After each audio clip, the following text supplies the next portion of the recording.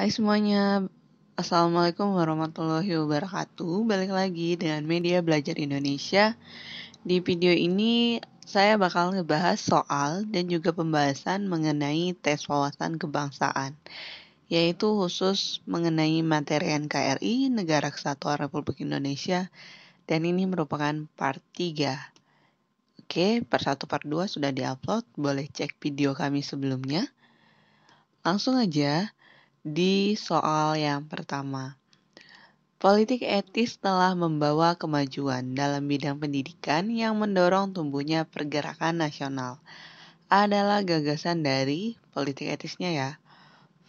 A. Van de Venter, B. Edward de Wisdekker, C. Peter Booth, D. Van den Bosch, atau E. Herman William Dendles. Bukan ya kalau yang E. Nah, politik etis atau politik balas budi adalah suatu pemikiran yang menyatakan bahwa pemerintah kolonial atau pemerintahan Belanda memegang tanggung jawab moral bagi kesejahteraan bumi putra. Berkat tokoh-tokoh tersebut yang kemudian membentuk kesadaran nasional sebagai bumi putra di Hindia itu merupakan gagasan dari Van de Venter. Politik etis itu ada 3 ya, edukasi, imigrasi, sama irigasi. Nah, itu dari Van de Venter. Yang kedua, jadi ini jawabannya adalah yang A, Van de Venter. Soal nomor 2. Secara geologi, wilayah Indonesia atau Nusantara itu merupakan pertemuan antara 3 lempeng benua, yaitu A. Lempeng Eurasia, Indo-Australia, dan lempeng Pasifik. B. Lempeng Eurasia, Austronesia dan lempeng Melanesia. C. Lempeng Indo-Australia, lempeng Pasifik, dan lempeng Melanesia. Atau D. Indo-Australia, Afro, dan Afrika. Atau E. Austronesia dan Eurasia. Ini di soal 3 lempeng. Jadi kalau kamu jawab E itu otomatis salah ya. Karena E cuma 2 lempeng. Nah, ini Indonesia. Oke. Indonesia di pertemuan antara 3 lempeng. Yang pertama adalah Eurasia, yang ini Eropa dan Asia. Yang kedua Pasifik, lempeng Pasifik. Kayak gitu kan kita dilewati Samudra Pasifik ya. Dan ini lempeng Indo-Australia, di bawah Indonesia kan Australia. Jadi jawabannya yang memenuhi 3 ini adalah yang A. Lempeng Eurasia, Eropa Asia, Indo-Australia, dan lempeng Pasifik. Oke, jawabannya yang A. Soal nomor 3. Faktor apakah yang tidak termasuk dalam potensi perubahan batas geografis sebuah negara? A. Tumbuh dan berkembangnya gerakan separatis. B. Sengketa perbatasan antar negara. C. Pendudukan oleh negara asing. D. A, B, C benar atau E, A, B, C salah. Nah, kita bahas satu-satu. Kalau tumbuh dan berkembangnya gerakan separatis itu merupakan tindakan-tindakan secara terencana yang berkaitan dengan pemisahan diri atau kelompok dari kelompok lain. Biasanya ada sebuah kelompok yang ingin memisahkan diri dari sebuah negara yang ingin merdeka. Kalau di Indonesia, gerakan separatis itu contohnya adalah Operasi Papua Merdeka atau kita kenalnya OPM, dan Gerakan Aceh Merdeka atau GAM. Dulu juga ada RMS, Republik Maluku Selatan, dan lain-lain. Itu contoh gerakan separatis. Apakah gerakan separatis ini mempengaruhi perubahan batas geografis? Geografis itu batas wilayah ya, yang ada di peta, yang garis-garis itu batas geografis. Kalau gerakan separatis itu nggak mempengaruhi perubahan batas geografis. Jadi, yang A itu salah. Berarti yang D, ini kan A, B, C benar. Yang D otomatis salah dong kalau yang A salah. Kita bahas yang B. Sengketa perbatasan antar negara. Sengketa itu perebutan perbatasan antar negara. Kalau masih sengketa atau perebutan belum putusan, itu tidak mempengaruhi perubahan batas geografis. Oke, karena sengketa. Yang C, pendudukan oleh negara asing juga tidak mempengaruhi batas geografis. Jadi jawabannya adalah A, B, dan C salah, atau pilihan jawaban yang tepat adalah yang E. Oke, soal nomor selanjutnya, soal nomor 4. 4. Ketika kita menyebut bahasa Jawa, maka akan langsung terbayang dengan Indonesia. Namun, apakah kita tahu bahwa bahasa Jawa ternyata tidak hanya digunakan di Indonesia? Berikut ini adalah negara-negara di luar Indonesia yang juga menggunakan bahasa Jawa, kecuali A. Malaysia, B. Suriname, C. Timur Timur atau Timur Leste ya, D. Kaledonia Baru atau E. Australia, kecuali yang dia minta. Nah, kecualinya yang C, Timur Timur. Kenapa?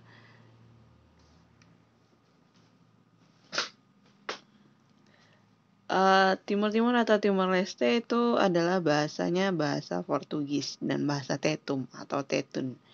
Itu merupakan bahasa resmi di bumi Lorose. Tak heran bahasa Portugis menjadi salah satu bahasa yang digunakan di Timor Leste. Ya, Timor Leste atau Timur Timur itu merupakan bekas jajahan Portugis, bukan Belanda. Jadi dia lebih kegunain bahasanya lebih dekat ke Portugis karena bekas jajahan Portugis. Sedangkan yang lainnya, Malaysia, Suriname itu malah ada satu daerah yang khusus Jawa ya. Kalau Indonesia Baru dan Australia itu masih ada yang menggunakan bahasa Jawa. Jadi kecualinya adalah Timur Timur. Meskipun dia dekat sama Indonesia, Timur Timur atau Timur Leste dan Indonesia itu berbeda. Tidak ada kesamaan nasib. Kalau Indonesia dijajah Belanda, kalau Timur Leste atau Timur Timur itu bekas jajahan Portugis. Oke. Makanya bahasanya bahasa Portugis, tidak bahasa Jawa. 4. Soal selanjutnya, soal nomor 5. NKRI atau Negara Kesatuan Republik Indonesia dibagi atas daerah-daerah provinsi. Dan daerah-daerah provinsi ini itu dibagi atas kota dan juga kabupaten. Yang tiap-tiap kota, kabupaten, dan provinsi itu mempunyai pemerintahan daerah yang diatur dengan undang-undang. Pertanyaannya, hal tersebut diatur dalam Undang-Undang Dasar 1945 pada pasal berapa? A. Pasal 18 ayat 1, B. Pasal 28, C. Pasal 29 ayat 1, D. Pasal 32 atau E. Pasal 33. Jawabannya yang A, pasal 18 ayat 1. Kalau kamu hafal babnya, meskipun kamu nggak hafal ayat gitu, kamu bisa ngejawab soal ini. Semua isi pasal 18 itu tentang pemerintahan daerah, mau pasal berapapun ya. Udah, isi pasal 28 ada A sampai J, itu adalah tentang HAM atau hak asasi manusia. Itu terdiri dari apa aja? HAM-nya itu banyak banget, abjadnya aja nyampe J. Semua pasal 29 hanya ada 2 ayat 1 dan ayat 2, itu mengenai agama. Sedangkan pasal 32 itu kebudayaan, dan 33 adalah tentang ekonomi. Sedangkan di soal ngebahas tentang pemerintah daerah. Nih, mempunyai pemerintahan daerah. Pemerintahan daerah dalam Undang-Undang Dasar 45 terdapat pada pasal 18. Jadi jawabannya yang A. Oke? Soal selanjutnya soal nomor 6. Next 6. Norma hukum sangat diperlukan dalam kehidupan bermasyarakat dan bernegara, terutama untuk A. Mengatur pergaulan sesama manusia, B. Mewujudkan kelancaran pembangunan, C. Mengayomi pihak-pihak yang lemah. Kamu jawab C, itu pasti udah salah. Karena hukum itu tidak hanya berpihak pada yang lemah, harusnya pada yang kuat juga iya. Hukum kan harus adil. atau D. menjamin kepentingan seluruh warga, atau E. melakukan tindakan represif. Nih, adapun fungsi dari norma hukum sebagai berikut ini. Norma hukum memiliki 3 fungsi utama. Yang pertama adalah mengatur pergaulan manusia. Yang kedua, menindaklanjuti atau menghukum dan mengadili orang dengan penyimpangan hukum atau tindak kejahatan. Itu yang ketiga. Nah, yang ada di pilihan jawaban itu adalah yang pertama, mengatur pergaulan manusia. Itu ada di yang A. Itu jadi norma hukum adalah yang A. Oke. Next ke soal nomor 7.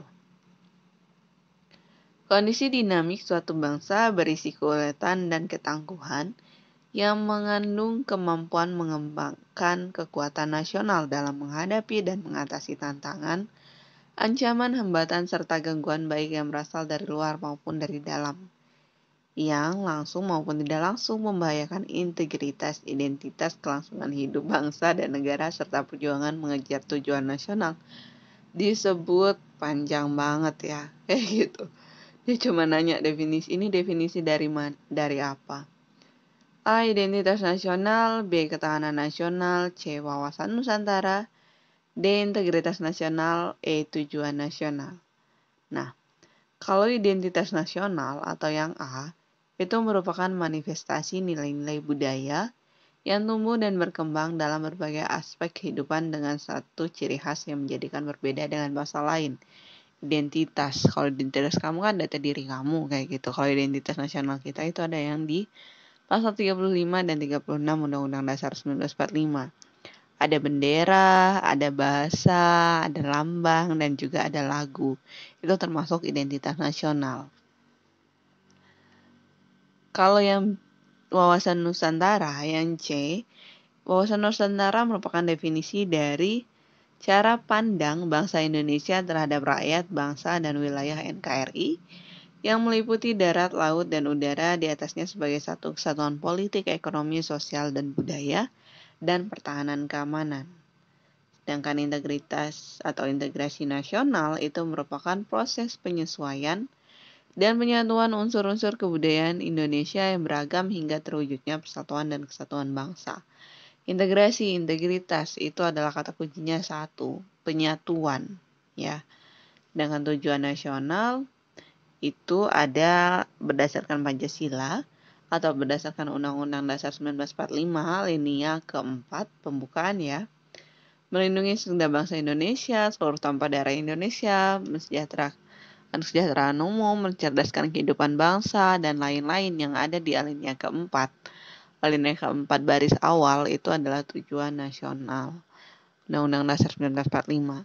Jadi ini apa sih? Yang diminta ini adalah pengertian dari ketahanan nasional.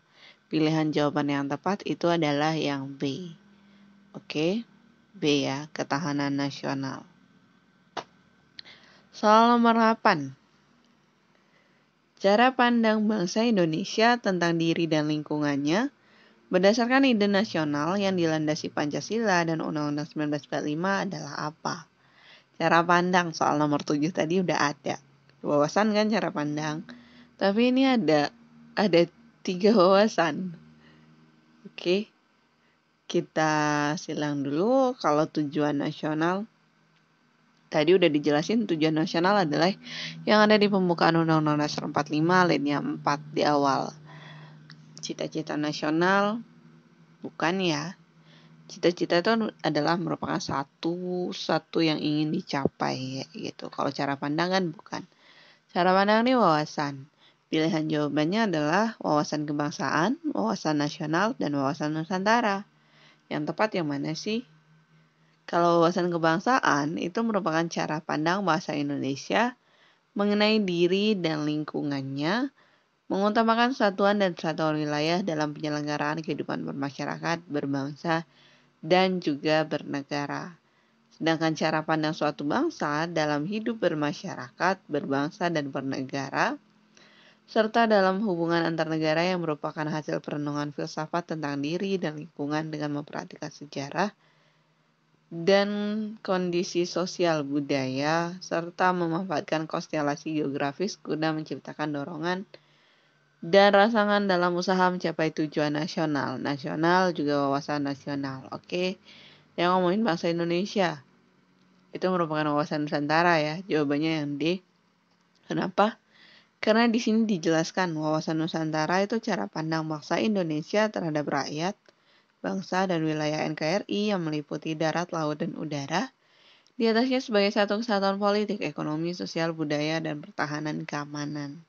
Jadi jawabannya yang D guys, wawasan Nusantara. Oke? Paham sampai sini? Jelas sampai sini? Sekian dulu untuk part 3. Terima kasih telah menyaksikan. Wassalamualaikum warahmatullahi wabarakatuh.